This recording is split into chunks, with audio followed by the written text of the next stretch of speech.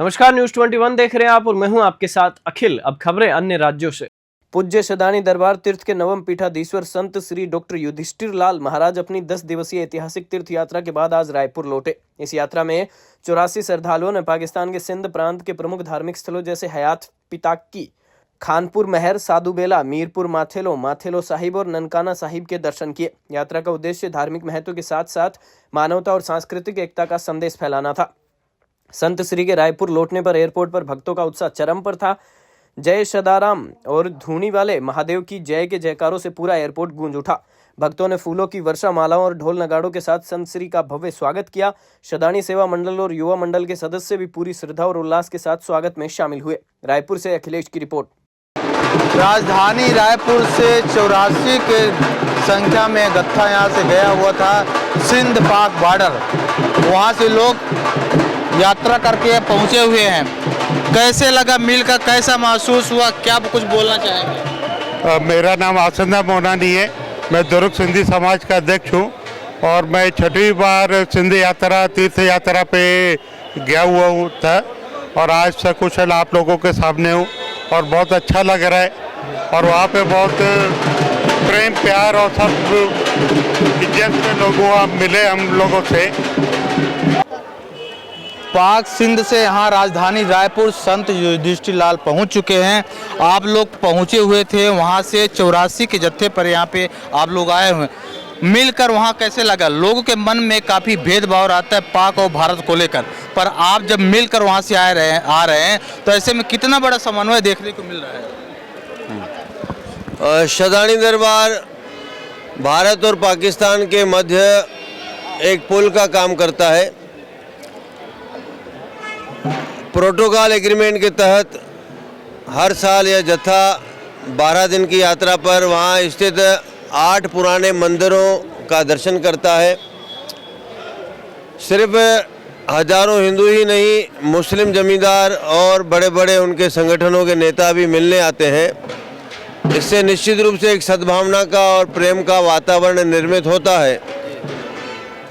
और जो हमारा मकसद है जत्थे का कि वहाँ हिंदुओं में आत्मबल बना रहे, उसके लिए एक तो मुंडन, जनेऊ के संस्कार और सामूहिक शादियाँ कराना कि वहाँ जो गरीब हिंदू हैं उनका खर्चा बचे।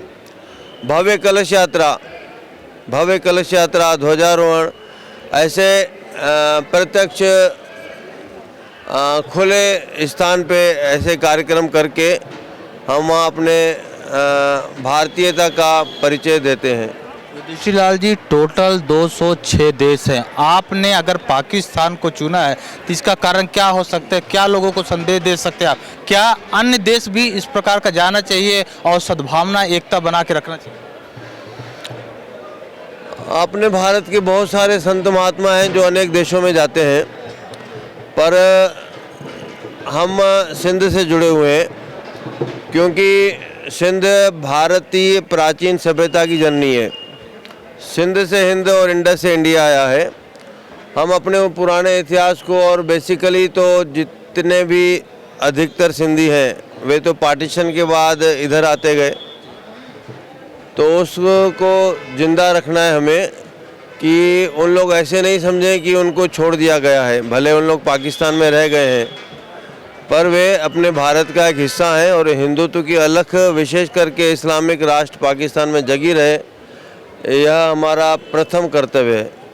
लोगों को क्या संदेश देना चाहेंगे आप? और इस साल में आप लोग कितने बार जाते हैं, जिससे अगर जाने वाला व्यक्ति भी रहेगा तो कैसे आपके माध्यम से संपर्क करके जा सकते हैं?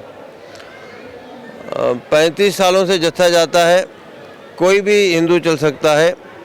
अभी भी 6 प्रदेशों के लोग थे, टोटल 84 यात्री, 53 पुरुष, 31 महिलाएं। 2.5 महीना पहले शदानी दरबार से सूचना निकलती है कि जिसको भी जत्थे में शामिल होना हो वह पासपोर्ट इत्यादि भेजे।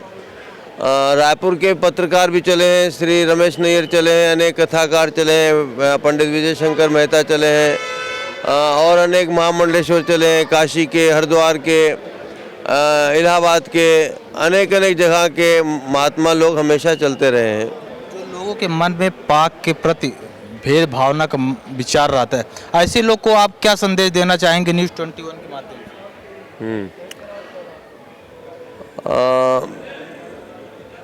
जो जनता है ना, उनका आपस में कोई अलगाव नहीं है। विशेष करके सिंध की भूमि के मुसलमान भी बहुत ही सरल हृदय के हैं। ये थे हमारे साथ युधिष्ठिर लाल जी, जिन्होंने 84 के जत्थे पर यहाँ पे पहुँचे हैं और राजधानी रायपुर में पहुँच चुके हैं। लोगों को संदेश यही दे रहे हैं, सद्भावना एकता का प्रतीक दे रहे हैं, यही देश में चलना चाहिए। कैमरामैन अभय शाह के साथ अखिलेश द्विवेदी की रिपोर्ट, रायपुर।